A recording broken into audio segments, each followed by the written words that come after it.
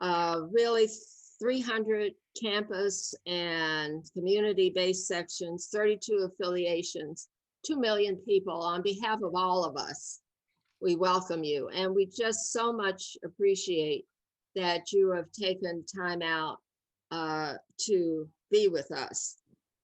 For those who are listening, these are some amazing people that we have here who happen to be African American, who happen to be women. Hey, there's the mayor, and she has, hi, Mayor.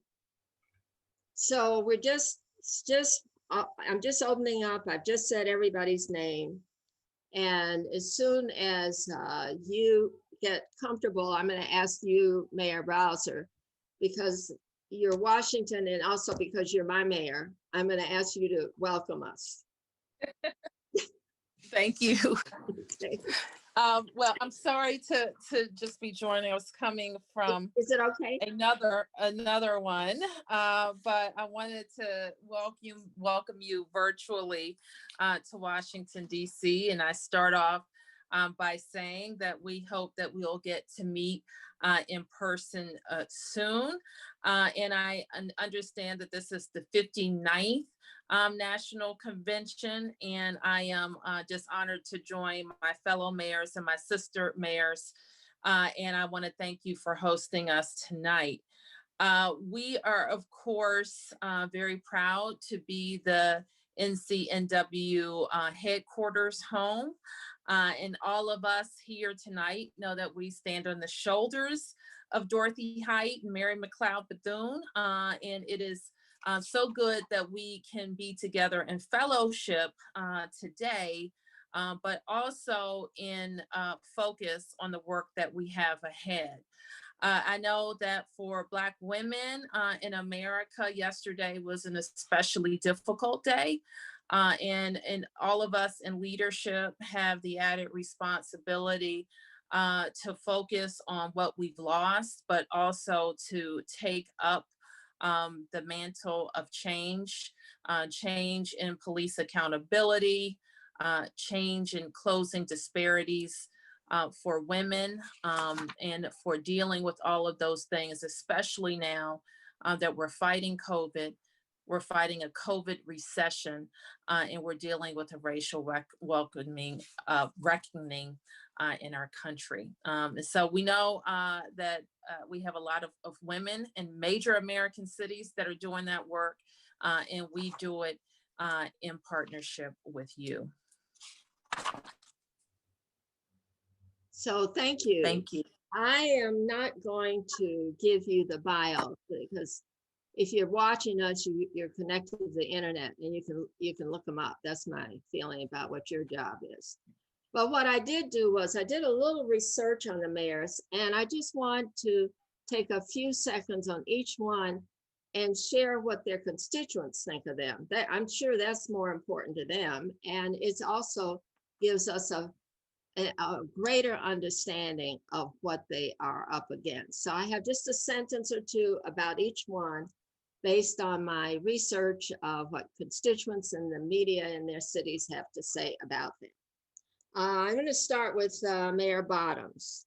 In August of this year, you and Invest Atlanta announced an extension of your own Atlanta vision that establishes objectives to achieve better economic outcomes for Atlanta, primarily Black and Brown communities where low household income and high rates of poverty and unemployment persist. But what happened when you set that up and when it was announced, the president of Invest and many, many others commended you for your leadership and the fact that you are concentrating on making sure that the city's economic development strategy is rooted in economic mobility principles that work for all Atlantans. Mayor Breed, according to the LA Times, since early March, you garnered national attention both for being out front of the pandemic and playing the role of a reassuring, sometimes scolding civic leader who knows what the future will bring with regard to COVID-19, said an assemblyman. But London is focused on the immediate task at hand. I know she made decisions where there were risks of being seen as overreacting, and she was comfortable with those risks. Mayor Lightfoot, there's a lot of stuff that's great about you, but here's one of the observations. It said, it looks like Mayor Lori Lightfoot has the political wind at her back as she seeks to deliver a police contract that makes it easier to investigate and discipline wayward officers and convince the Illinois General Assembly to require police officers to be licensed. A new survey showed that in your first year, Mayor, with your highest job approval rating yet at 78%, this was according to the Chicago Sun-Times, in case you didn't see it. Mayor Bowser, according to the Washington Post, in November 2019, 2/3 of the DC residents approve of your job performance. Your popularity is buoyed by increasingly positive grades regarding public schools and a steady satisfaction with the general direction of the city. In more recent, you've become a star with regard to the Black Lives Matter Plaza, which others have said healing and improving starts with acknowledging. This is first-class leadership move by Mayor Bowser. So we are just so honored to have you, and it's going to be a little different interview. You get interviewed enough. This is really to get at who you are, who you think you are, what you're doing, what you think you're doing, and what kind of advice you can give the rest of the world. And maybe 3 to 4 minutes on each question, and we'll do a round. I'll ask the first question, and then we'll do a round, and then go to the next one. We can start with Mayor Bottoms, but we can change the order if you want. And all you have to do is just signal to me, and I'll alter the way I'm going about it.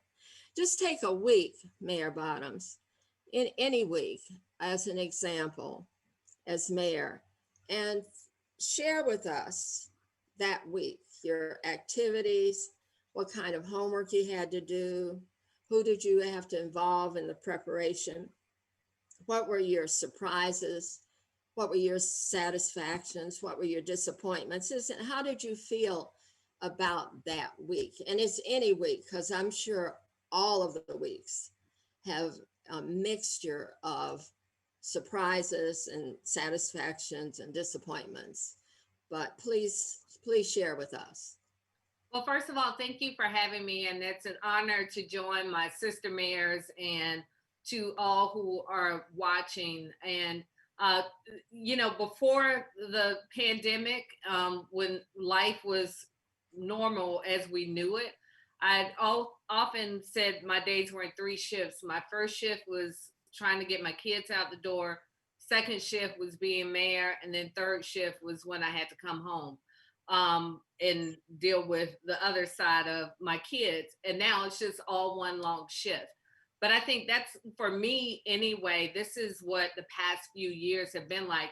And I often lamented that I was dealt such an unfair hand in terms of the beginning of my tenure as mayor, because we were hit with a cyber attack, which was the worst in municipal history, right up until I watched Lori and I watched London come in, and I thought my transition wasn't that bad at all.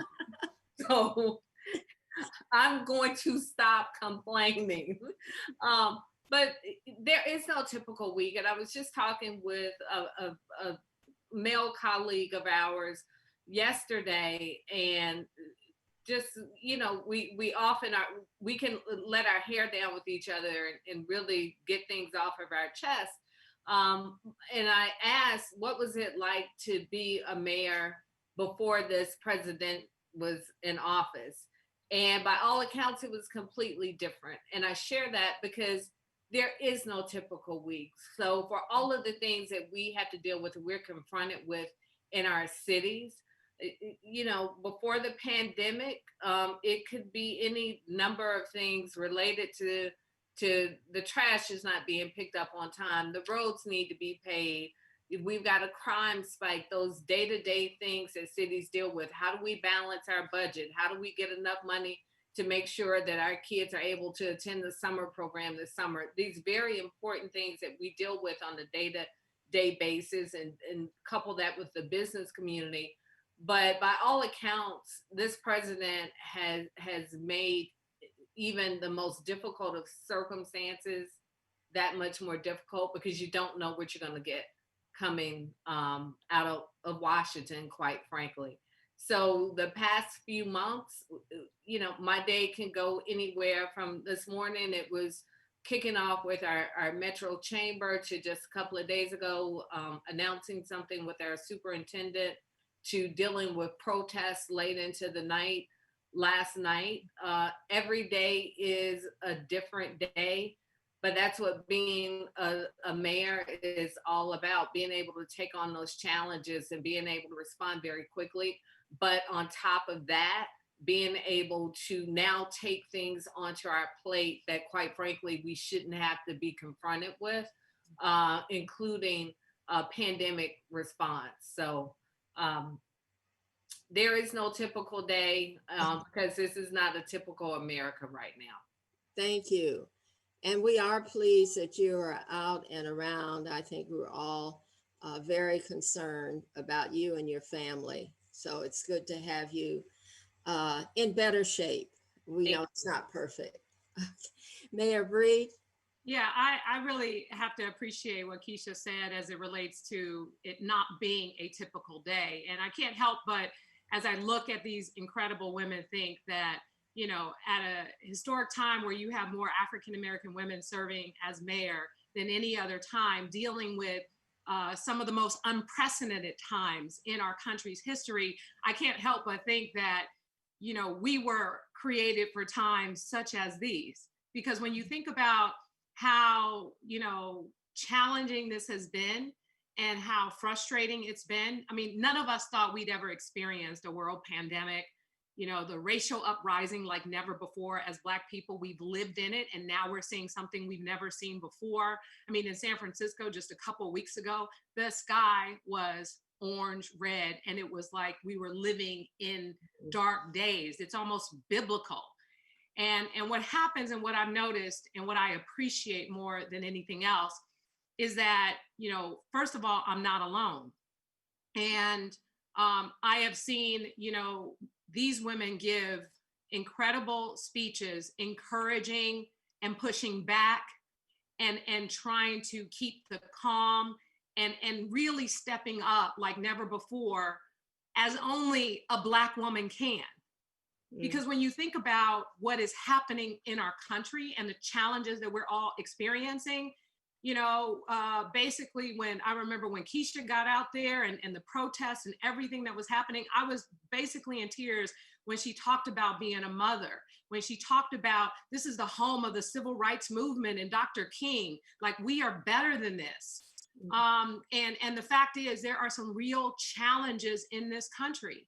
And I think that, you know, for us, days are not typical. Decisions have to get made. People are counting on us. And so, you know, yes, we have to take care of ourselves. We have to take care of our families, but we also have to make very important decisions that impact people's lives on a regular basis. And there is no guidebook. There is no typical day. There is no, you know, regular schedule. There is just us in existence, and really depending on our faith and our supporters and our families to help lift us up as we deal with these challenging times, so that we can assure the public that, you know, things are going to be okay, and we're going to get through this, and we're going to be stronger after we have the tough conversations. We're going to be stronger, you know, after we go through what is a very, very tough time for all of us. And so You know, it's our life, but it's not as if we haven't had these experiences. You know, it like, for example, and I know we want to cut this short, but when you think about it, I just think about how I grew up in public housing, the violence, the racism, all the stuff that I've lived through. And so now all of a sudden, people who are not African American, they're outraged, right? They're living through what we've lived through. So our ability to have, you know, our experiences, our relationships, and how we have existed in this country our entire lives, and to use that in these roles at this time, I think is really incredible. And it's why, you know, we're able to go from day to day to day and make good decisions and continue to be strong leaders for our cities, which sets an example for the rest of the country to follow. Thank you. Mayor Lightfoot. Take myself off mute. You know, I'm just listening to the words of Keisha and London, and I think they've really summed up a lot of what I feel. I think that when the history books are written about 2020, there are going to be multiple chapters talking about the year of the mayors. And I think in particular, the year of the Black women mayors. We have been faced with crisis after crisis after crisis. And London just said it feels like biblical times. Well, I look out my window every day and wait for the frogs to fall or the locusts to come. Because I got to tell you, we've been through it all. Just to give you an example of a single day in my life recently. I woke up early on the morning of August 10th, which is a Monday morning, to looting in my city. And it just rocked our world because we thought we got to a pretty good place, and we were hit, we were vulnerable, shattered people's confidence.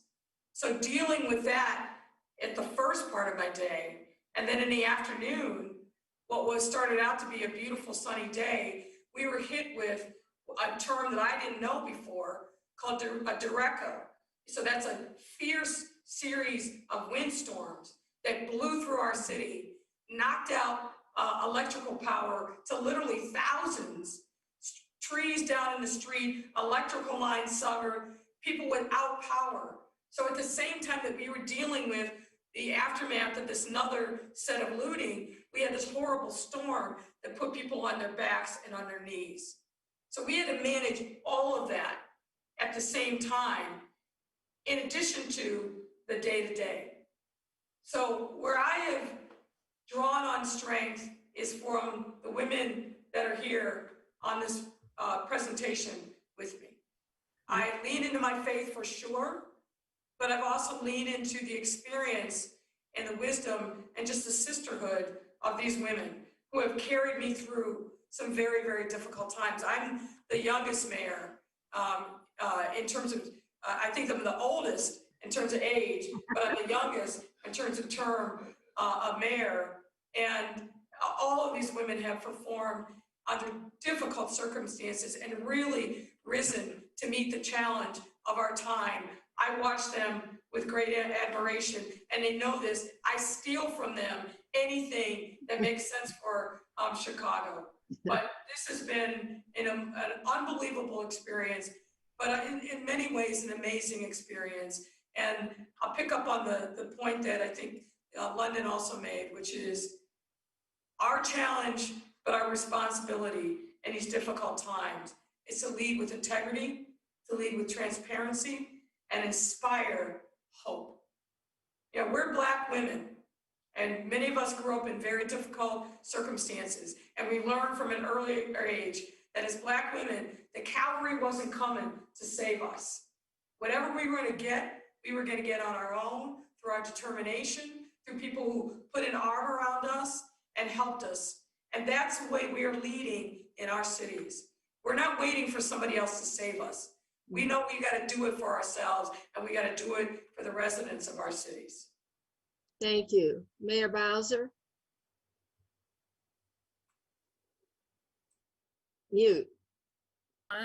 Can you hear me now? Yeah, we can hear you. Okay, perfect. I had to switch from my other device, but I would just echo what the mayors have said. So from Lori's terminology, I'm the old mayor.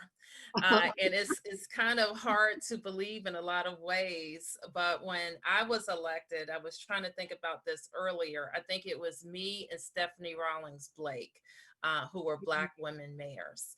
And within a year or two, there was just this wonderful class of women who were elected to be mayors of major cities. It was so many, in fact. I called them up and got them together. And when we were all in Washington, had Essence come out and do this beautiful photo shoot of us. And that's how, just what a remarkable year it was. I think London and Keisha were elected. And Lori, I don't think you had been elected yet, but it was just a wonderful camaraderie. And what we all know is that we want our cities to succeed, our people to succeed, and each other to succeed. Because I am London, I am Lori, and I am Keisha. And so they've got to do great, I do great. When I do great, they do great. We are judged together. And we know how tough it is for America to accept female executives. And so we have to remember that and always support each other and protect each other. And what I have been so heartened by in the nomination of Kamala Harris is that people are standing up and protecting her and recognizing that they have to do that. And so we need to take that lesson, and because this is the group of people that are going to break the glass ceiling to get us a woman for president. And so we have to take the lessons that we see in female executive leadership. The mayor's office is where that training can happen. Thank you. Mayor Bottoms, if I were to ask you what concerns you most as mayor, is it public safety? Is it infrastructure, social services, budget? What is it? And then why would you say that would be your highest priority? Public safety is at the top of my list, and that's for personal reasons and for my position as mayor. My 18-year-old nephew was murdered a few years ago, and it was a case of mistaken identity. He was a college student hanging out with some friends at their apartment. My father-in-law had just bought him a new car. Car was under a lamp post. It appeared to be one color.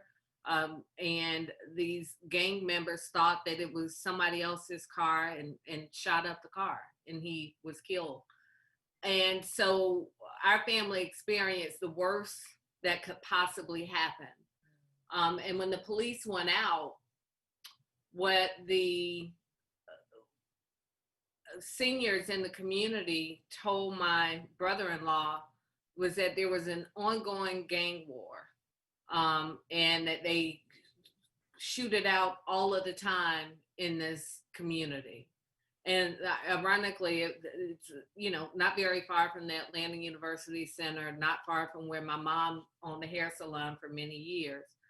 And so I share all that with you because even at that time, I was a council member, and my being a council member didn't protect my nephew. And in the same way, it doesn't protect my children when they walk out the door. And so public safety is always top of mind. Even when our crime numbers are low, what I know is that if somebody's been murdered, low crime numbers don't mean anything to that family member that's experienced that pain. And it's especially challenging, of course, over the past few months because we're trying to balance. So what I know, when my nephew was murdered, we called the police, and I looked to the police for answers, and the police solved his murder and the young men, and it's just a tragedy all the way around. But these young men are now in prison, and ironically, one of the young men went to middle school with my nephew, but he didn't even know that's whose car he was shooting up.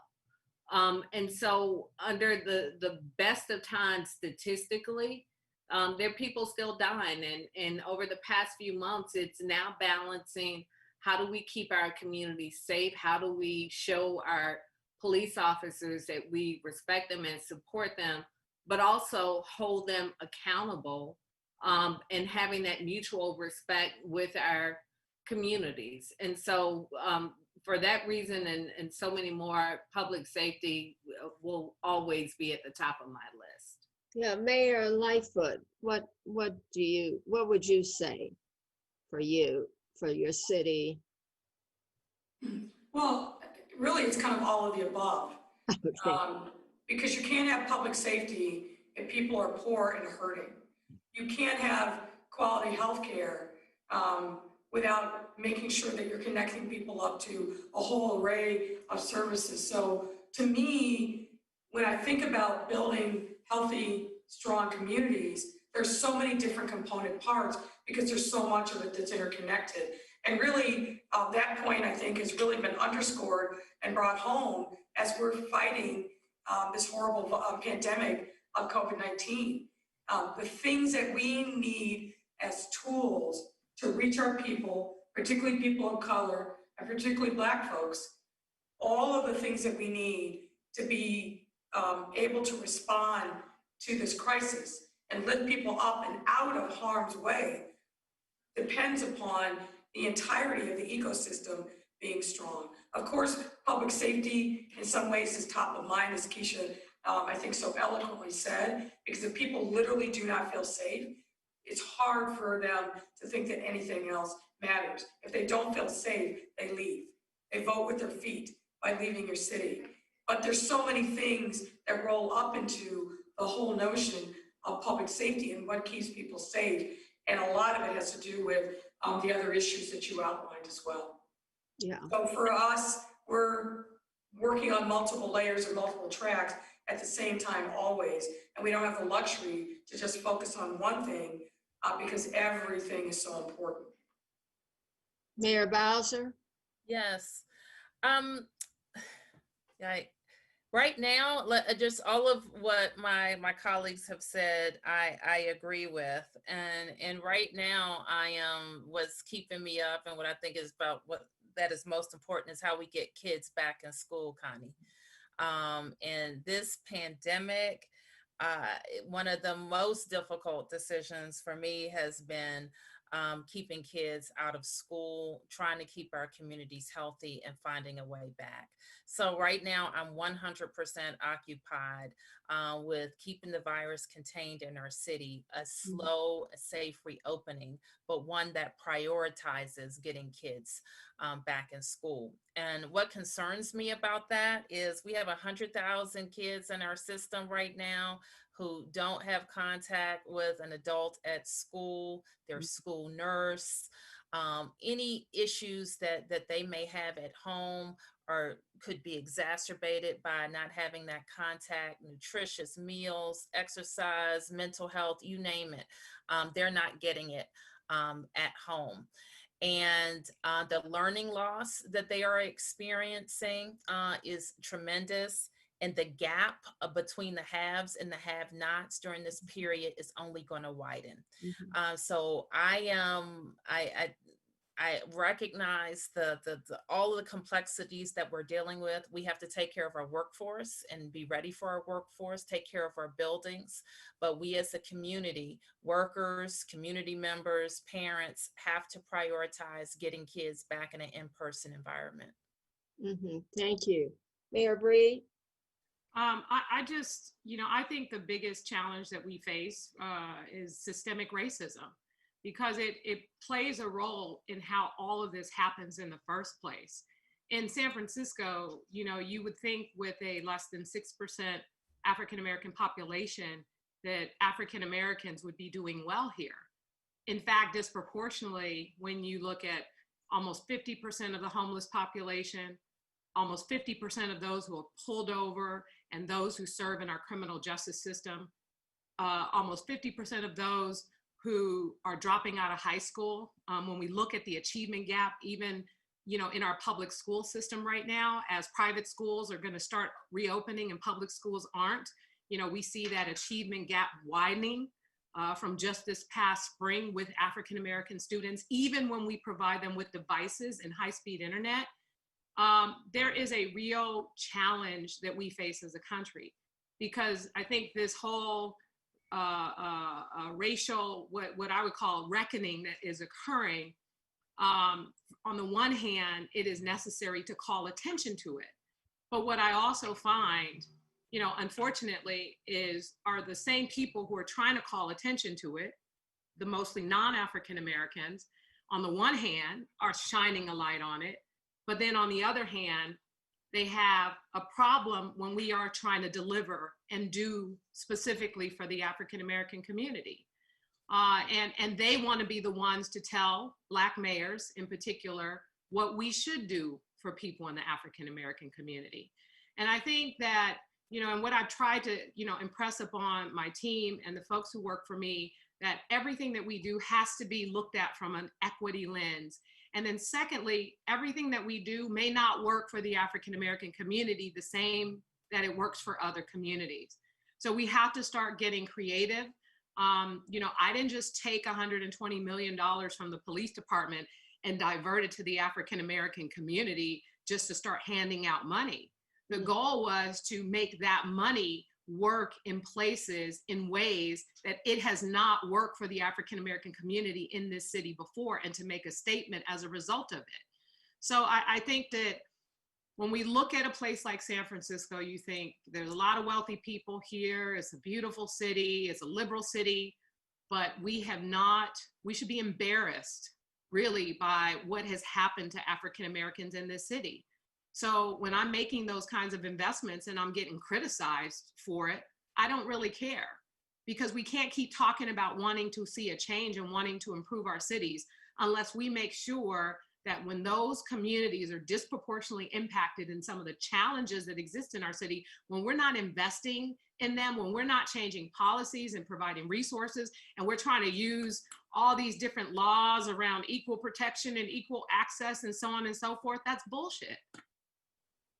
Because That's a technical term, everybody. Oh, I'm sorry, I didn't even, but it is. No, it's good. Is. So don't say Black Lives Matter and hold up your signs and hang up all your signs. And then when I create a $3.5 million no interest loan fund for Black businesses, you got a problem with that. You got a problem with, me diverting resources to the Black community. So that's really where we are, I think. And I think this is why this is important, because Black people disproportionately, Black men disproportionately are dying at the hands of law enforcement. Black men are dying from gun violence. Black men are in our prison systems and are dropping out of our high schools and are the large part of our homeless population. So we can't keep talking about equity and equal access and not be deliberate about those changes and those investments. I'm going to ask you the next question because it links to something that you said. National Council of Negro Women feels as one of our responsibilities to bring on the next generation of leaders. And one thing that we can do is share what we know, what our experience is. They may not do things the way we've done it. They may see it different. The world is going to be different, but we try to work with the next generation. And so a question that I have that links to something you said was, how do you confront, how do you deal with things in your life that are just totally unfair, inexcusable? You mentioned racism, which made me come back to you. Yeah. How do you deal with it, and how do you keep sane in dealing with it?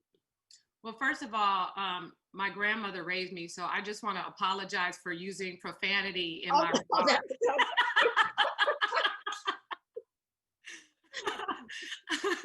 My grandmother raised me right, so I'm sorry. Second of all, what I had to realize a long time ago is I can only control what I do, and I can't control what other people do.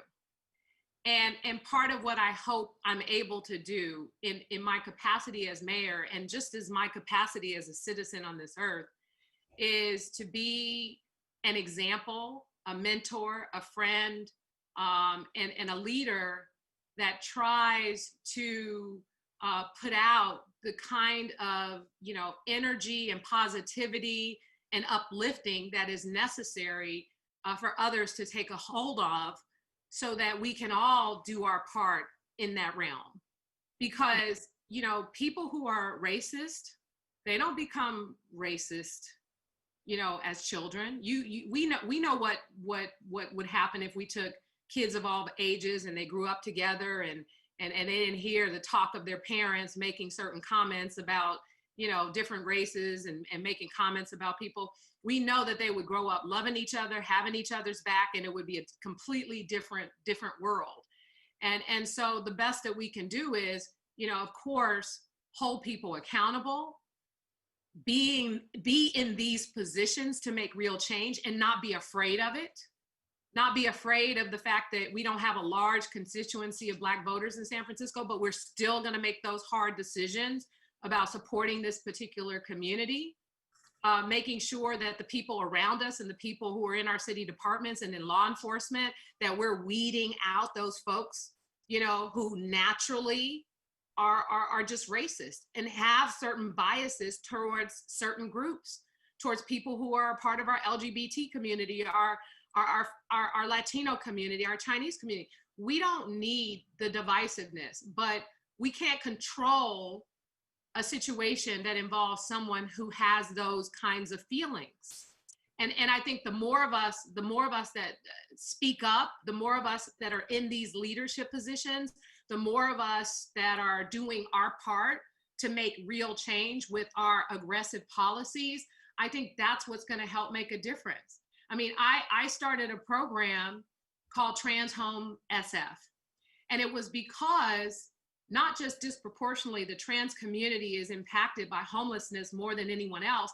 Again, African-American trans women are impacted in a significantly large number than everyone else. And so these disparities continue to exist. The blowback and the negativity and the name calling and some of the things that people said about that, you think I didn't care, because I can't control what they say and what they do. But I'm still going to take those risks and do what's right by the people of this city. And I think that, that's what's important, because it's a tough world. And this is San Francisco.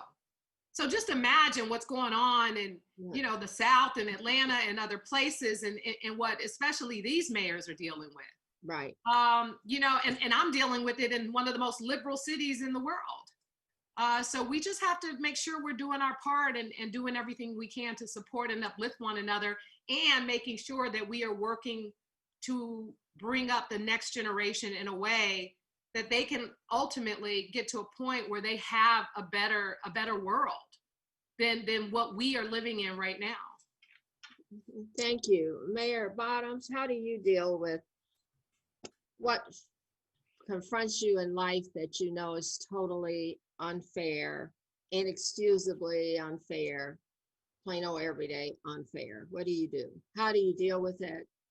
And still accomplish all the kinds of things that you accomplish? For me, it's making a determination between when someone is just simply ignorant or when they are just being malicious. And I deal with it too very differently, especially over the past few months. I think as we have this conversation about racial awakenings and reckonings in this country, we've got to give people the grace to be able to articulate their ignorance. And then it's our responsibility, I believe, to educate them and bring them along. But when someone is malicious, I deal with that very differently. And I'll give you an example. He's a very prominent businessman in Atlanta who was coming into my office for a meeting. And I knew that he had said to several people that a contractor had paid for my second home on Martha's Vineyard. And so, the easy and simple thing would have been to act as if I'd never heard this rumor before. But when he came into my office, I said to him, I said, do you understand how racist that is? I said, aside from the fact that you are spreading a rumor that is not true, I said, you are stereotyping me and my family. And you are saying that we can't get up and go to work every day and earn some money and then be able to afford a second home. I said, and on top of that, it is disgraceful that you, for somebody like me who is not very far removed from slavery, 5 generations removed, I said, do you understand the pride that we have in home ownership? And then to be able to own another home, do you understand what that feels like as an African American in this country?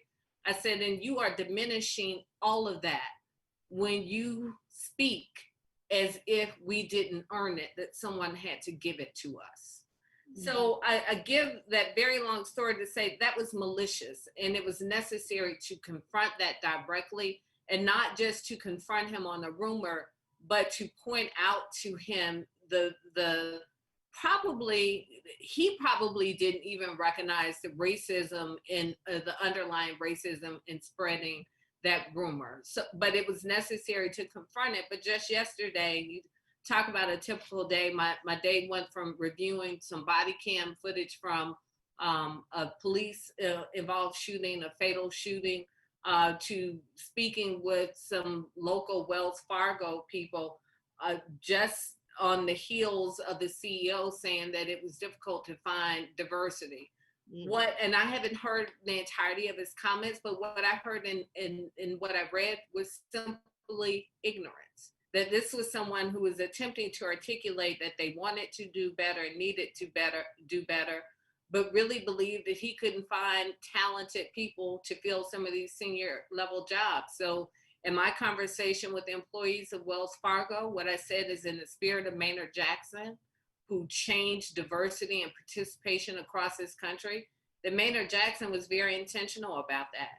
If you were going to do business with the city of Atlanta, if we were going to put our money into your banks, you were going to have to reflect a board that you were going to have a board that reflected diversity and senior leadership. So Wells Fargo is a wonderful partner to the city of Atlanta. So I will be a wonderful partner in turn and have a direct conversation with that CEO on where he can in fact go and find good talent if he's had a difficult problem finding diverse talent. But I think that's someone who needs to be educated. I don't think that's someone who's attempting, who's being malicious. Thank you. Mayor Bowser. As I was listening to the mayor's Connie, I was just thinking of how I see the race conversation happening in DC. Now, we live in a city that was renowned as the chocolate city. Right. And over the course, let's call it 15 years, we've seen that dramatically change. I was born in a Washington where it was 77% Black, 77% African American, and now we're probably like 47% African American and changing. So I think that the race discussion, even in the course of my public service, has just changed dramatically. We have always had white neighbors in DC, but I think what they want for DC has changed. And there was more of a collaboration. So more wealthy people and people who have what we say in DC who live west of the park wanted to invest in east of the river. And so I don't even have to explain what that means to people who aren't from DC. But that, I think, has sort of changed. And when we talk about educating neighbors, and what London was saying, I really resonated with me, is because we want to work with our white, liberal, and progressive friends, but we don't want them to impose and tell the Black mayor that the Black mayor doesn't care about Black people and they know best. And so that is like a real tough race conversation that I think that is not, that it's kind of clouded in DC. People don't talk about it candidly, but that is what's happening here. And so we start off in a good place in that we are a prosperous city. We start off in a good place that we're a talented city. And so we have what it takes to kind of deal with those issues, if we can talk candidly to each other. And that's where we're lacking, quite frankly, Connie, that we don't have those candid conversations about race, where people who are like me, where it's become in vogue in progressive communities to say about somebody like me that I'm old guard. Can you imagine that? I'm old guard. So I'm Black, I'm born here, I'm in my 40s. I'm a Democrat. I'm old guard. Yeah. They're the new progressives, so therefore they're smarter and they're not corrupt. Here's the other thing, like Keisha was talking about. People will toss around calling a Black politician corrupt, like they were saying nothing, and I would have the exact same reaction that Mayor Bottoms had.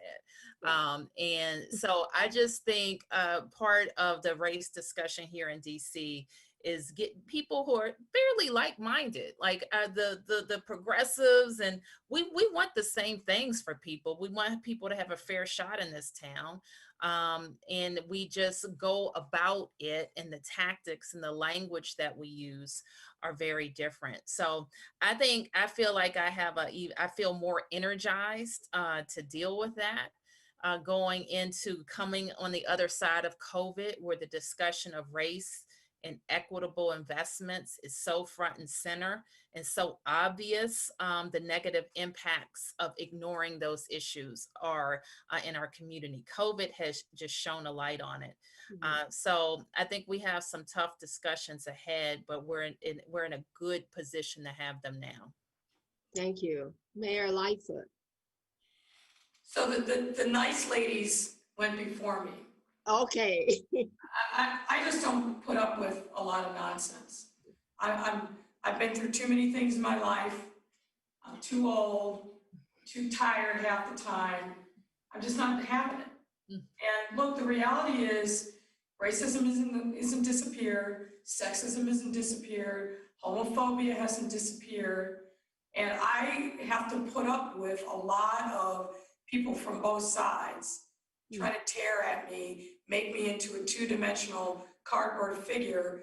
But luckily, my parents raised me well.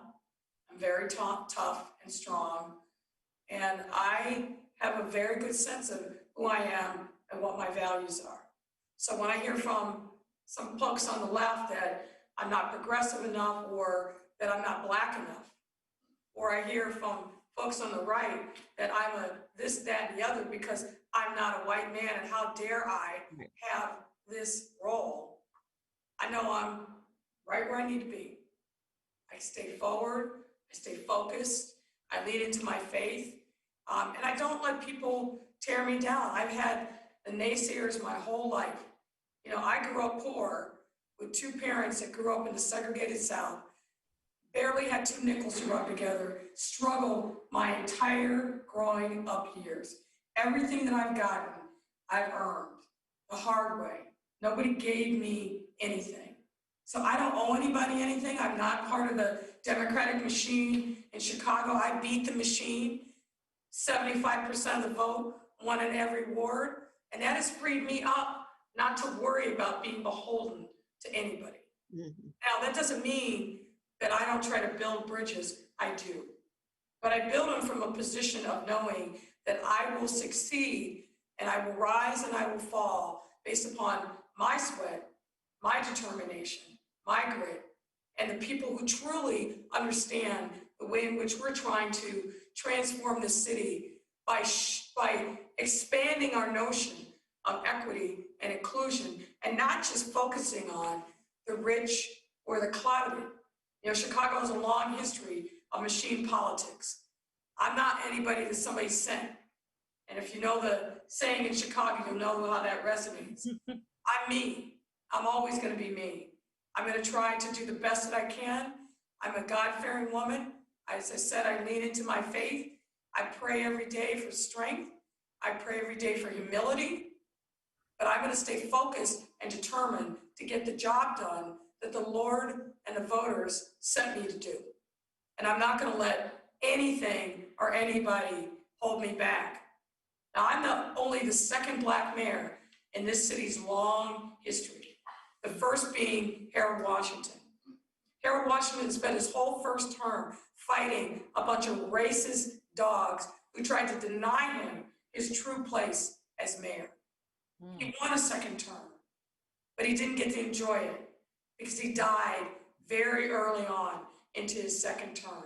So all the dreams that he had, and I know he had to have been very mindful of the transformative things that Maynard Jackson had done in Atlanta, and I've heard those stories over and over again.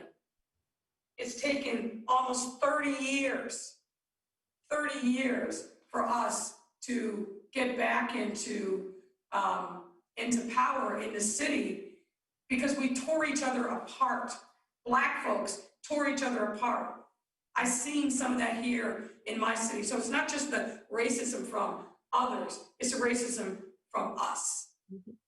And a lot of it is Black men, I'm just gonna say it, who are misogynist and are pissed off that a woman is in charge. But that's all right. God has a plan for all of us. Right. Thank you. Now, before I go to the final question, which is about leadership and telling the next generation, giving them what kind of advice you would, whether or not they had to get into the kind of business that you're in. I want to know, you know who's listening? You know, it's all ages. It's primarily Black women, although we have many Black men who are part of the National Council of Negro Women. It's people who are fairly activists in their communities, people who work as teams, and people who have long-term ties to churches and to this organization and similar organizations. What do you think what else should be shared with them before the final discussion for the young people, should they go into leading through politics or through other arenas? What else would you have thought we should have touched on? And do you have questions or comments of one another? I know you talk, I can tell it, people are full of baloney. I use baloney. People are full of baloney. They say, oh, we get together all the time. We help one another. And that's a bunch of hooey. But I can tell this is genuine. So you're not exploring each other for the first time here today, but it would be helpful if you had any question or anything you thought of that you wanted to bring out from one another that we haven't really touched on with the questions or the outgoing question about leadership. Well, can I just say something about my sister mayors here that I've just been in awe of over the last 6 months. And I know that London was at the forefront of recognizing what the coronavirus would do to a city. And she made some very, very bold moves early on, and we need to appreciate her for that and tell her, make sure she shakes us and says, this is what I'm about to do, you should do it too. And our sister Mayor Keisha was just at the forefront of a vice presidential conversation, which I think is remarkable for mayors and definitely remarkable for Black women. And we've been so proud of her. And Lori is fighting a fight like we are against Donald Trump, trying to move into cities and take over cities. And it's a strong and forceful fight that if you recognize when Donald Trump gets punched in the face, he steps back. And we just always have to remember those things. So you called out at the beginning, Connie, just some remarkable things that people are saying about these women. So I wanted to add a couple. Thank you. Any other observations? Yeah. Yeah. Muriel mentioned the convening she had, and it seems like a lifetime ago, but that was such a special moment for all of us. And it really set the stage for what we should expect from one another as Black women. You know, there are these stereotypes that follow us, unfortunately, but in that convening, it was, the power in that room was palatable. And it was the most beautiful portrait of Black women across this country, many of whom we are seeing every day on the news leading their cities. So I just want to thank you again for that, Muriel, because that's something that I carry very deeply in my heart. And we check on each other and lift each other up more times than I can count. And as Lori was speaking about Harold Washington, I remember my grandmother's house in Chicago. You remember when you used to have John F. Kennedy, Robert Kennedy, and Martin Luther King on the picture in the living room over the sofa with the plastic? Well, in my grandmother's house, there was a picture of Harold Washington. And as I was watching Lori speak, I just wonder how many people in Chicago have your picture hanging up in their homes now, because that's how extraordinary. In London, I mean, for Muriel and I had the privilege of following a long line of African-American mayors, but what Lori and what London have done in their cities is absolutely remarkable. And I say all of that to say, just the last piece of nugget I will leave is for those who think that you can't be a part of leadership. This is, we are you. We are your communities. And leadership comes in different forms and different faces, but it's about us bringing our authentic selves to the table and representing our communities. And I would just suggest to all who are attempting to work within their respective communities, get to know and understand who your leaders are. It doesn't mean that it has to be on a personal basis, but what I share with people all the time, the quickest way to get me not to do something is to come yelling and screaming at me. Have a respectful conversation with me. And whatever the style is of your mayor, get to know that mayor, even if from afar, so that you can be effective. Because at the end of the day, we all want what's best for our communities. We may not agree how to get there, but I truly believe that we all want what's best. So any other close? Yeah, Mayor Breed. Yeah, I'll just add that, you know, it's such a blessing to be in a situation like this. And this is not something I ever thought, you know, coming from where I came from, living the kind of experience in public housing, being raised by my grandmother and dealing, you know, with the violence and the drama. Like I couldn't even believe that I had an opportunity to go to college, let alone become mayor of, you know, the city that I was born and raised in.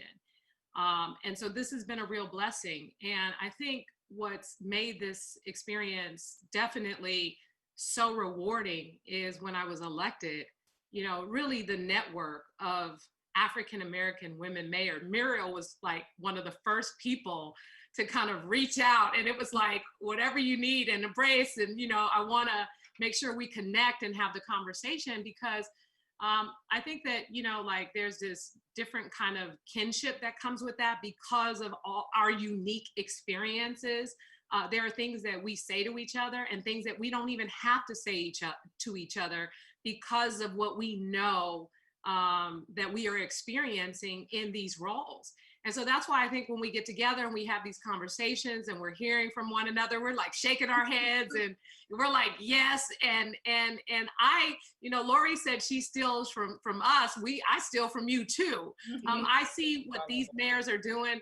Muriel put that Black Lives Matter and everybody was like, Oh, yeah. like they were on me. They were like, Mayor, you got to put this down. And I was just like, dang, she got to it first. I'm like, we're still in that. So I watch these women, they lead and they lead with their hearts, and they care, and it just feels so good to see, them out there doing this incredible work and being on the front lines. So we learn from one another, we support one another, and it's really a blessing to be in a position at this time. It may seem challenging, and in the absence of federal leadership in the way that we really deserve in a country like the United States of America, especially in 2020, I think it's made us stronger, and it's made us, it created a closer bond. Because as Lori said, you're gonna look back on 2020, it really is gonna be like, the year of the Black woman, and how, we have really led in this country to protect and to save lives and to uplift our communities like never before. I think that's what's going to happen. And so I'm grateful to all of you, and it's great being on a panel with you and listening to you and talking about our experiences, and also privately being able to vent with one another. And get it all off our chest and still go out there and deliver the kind of speeches and the kind of reassurance that people are counting on from us. And, it just clearly is naturally who we are as people.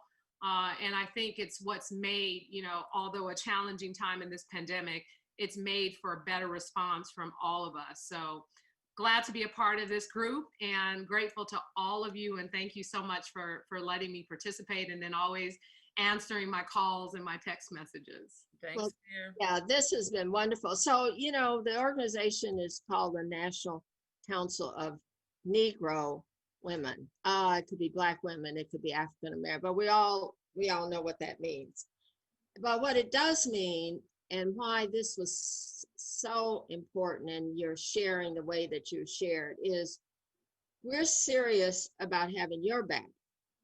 And you should just know that. And it's a whole bunch of us. And we're in a lot of places, and you don't even know where we are. But the sharing today of you is also going to help us, both the older people like me and the medium and the young people. It's going to help us all think of ways that we can be supportive of you, because you care about us. That's the message in everything that you said, that you're in those positions to serve others. People don't assume that of all people who are in a position that you hold. So we're just so proud to know you. We take credit for what you do. Mayor, my mayor, I acted like I was the one that painted that sign. And I put it up there, and I did. And I'm ready to take anybody on, got anything bad to say about it. So it's wonderful. If you got any closing remarks, but this has been a very inspiring exchange, in large part because you are who you are. As I said at the outset, we can read a whole bunch of stuff. You're all Google and a whole bunch of stuff comes out, but it is who are you inside that we were able to see today. And so thank you for that. Thank you, Connie, for a wonderful job. Thank you, mayors. Thank you. Thank you. Have a good night, everybody. Over and out. All right. Bye-bye. Okay, bye. One shout out to Ingrid Saunders Jones. Thank you very much. And Janetta Cole, both Atlanta women. So I appreciate their leadership and all that they continue to do for us. Okay, Thank you. Bye-bye. bye. And thank you so much. And good luck to all of you. Thank you. Okay. Thank you. Love you all. Yeah.